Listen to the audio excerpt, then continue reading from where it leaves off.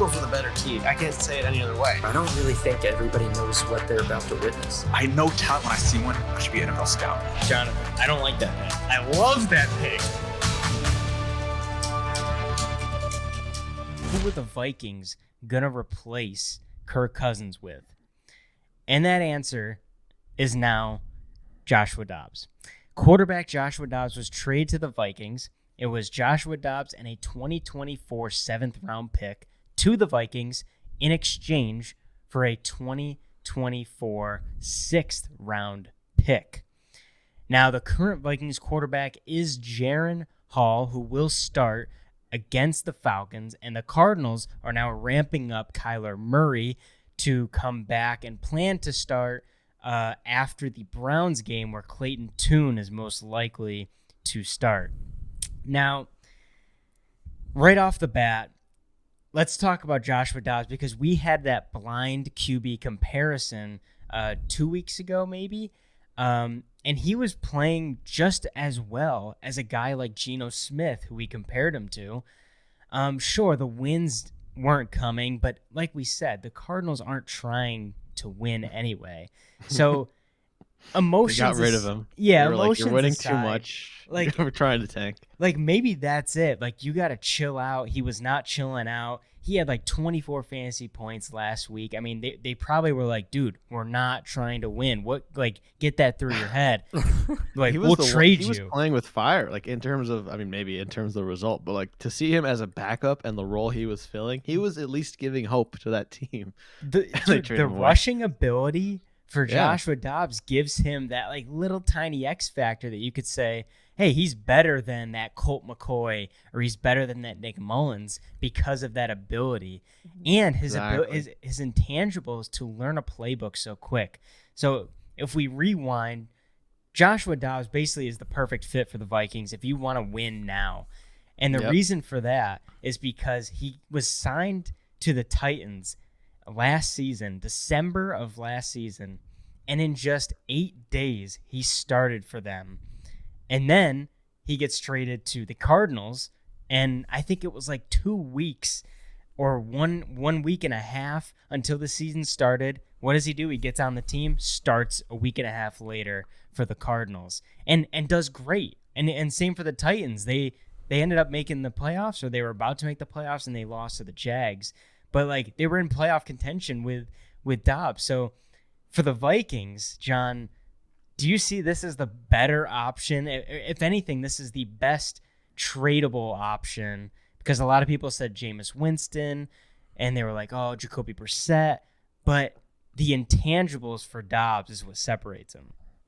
Yeah, I think this is a great trade for both sides. And you mentioned it's a 2024 6th-round pick. So the Vikings got him for an absolute steal. But also the Cardinals, they wanted to get rid of him because Kyler's about to come back. Now, Clayton Tune, it seems like he's going to be starting this week. But Kyler's going to be back within the next couple weeks. And they know that Kyler is the franchise guy for now. Dobbs isn't. And not that they have any chance to make the playoffs this season. I guess it's still possible. But they want Kyler to be the guy and to try to get his feet wet, I guess, again this season, coming back from that ACL, if they're going to keep him for next season. So it makes sense for the Cardinals. It makes even more sense for the Vikings because they still have a chance to make the playoffs. They're 4-4. They're just behind the Lions in the division. Now, it seems like the Lions have that lead, but, there's 3 wild card spots, so they could still make the playoffs. And Dobbs, he has 11 total touchdowns on the year. That's the same amount as Dak Prescott, and that's more than Joe Burrow, Trevor Lawrence, Geno Smith, C.J. Stroud. This guy's no scrub. We've seen him play. He can win games like we've seen, and we've seen him put up fights against the Cowboys, against the Giants. The Vikings, and I think in terms of fantasy purposes, it helps Justin Jefferson coming back. When Kirk Cousins got hurt, I know it was going through my head like, oh, now Jefferson won't come back because their season's over. But now getting Dobbs, it's going to help Addison it's not an upgrade from Kirk Cousins, but it's an upgrade from Nick Mullins or Dayton Hall or Sean Mannion or whoever else they were going to get. The alternative.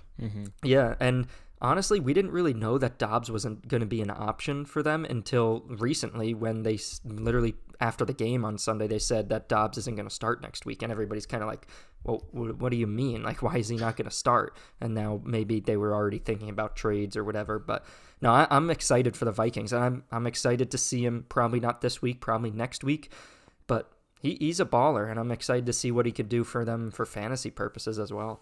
Well, in a small way, how quickly they got rid of him. It's like how much they want to commit to Kyler when he's playing well enough that people are like not rolling their eyes, but they're like squinting, like, oh, maybe Dobbs could be something we could do right, here. But that's why I'm curious. Like 6th round pick, like they just didn't value him at all. Like 6th round is a guy you're probably gonna pick up and throw in your practice squad. Like disrespectful almost. His stories, like even when he got to the Cardinals, they didn't have him. I mean, I know those systems take a while to update, but there's videos of him like not being, like his name not listed among the team. And I remember. I think after the first game he started, he went to like the team store or something. And there was no jersey. Like he didn't have a jersey yet. What's going on? I mean, organizational. I know those systems take some time. I MIS, whatever. I get it, but still, you got to get someone to do that. And it's just, I mean, you look at that instance, and then they're giving it away for a 6th round pick. I was elated to see this. Now I'm always going to be, especially while the Eagles are in it, I'm rooting for the Eagles. But I was thinking, my tone has softened a lot on Kirk ever since this happened, because I think he's a great guy, and that's the respect of your team, and as a man is like probably the best thing you can walk away with the NFL from. I hope he doesn't. But saying all season, like all the Vikings' troubles have not been on Kirk, and this one season's the one where they were looking away from him. So I was gutted. But I was a week or two ago just thinking, like, what would be the quarterbacks if it wasn't going to be the Eagles for me? What are the quarterbacks that would be the wildest that could, like, hypothetically win or go to the Super Bowl? And imagine if they won, what the storyline for their career would change. And Kirk was one of them. Like, I was just like, was it probably going to happen? No. But I was just like, how much, how interesting to play that thought game. And what I said last week was, at least like as the Vikings, as a commentator, if you will, a critic or enjoyer of good football, I did not want the Vikings to get a guy like Colt McCoy, like a guy that you just know what you're going to get out of, that are journeyman quarterbacks that will do well enough, but are clearly like very small C conservative. Don't mess this up. Let our guys around you do well.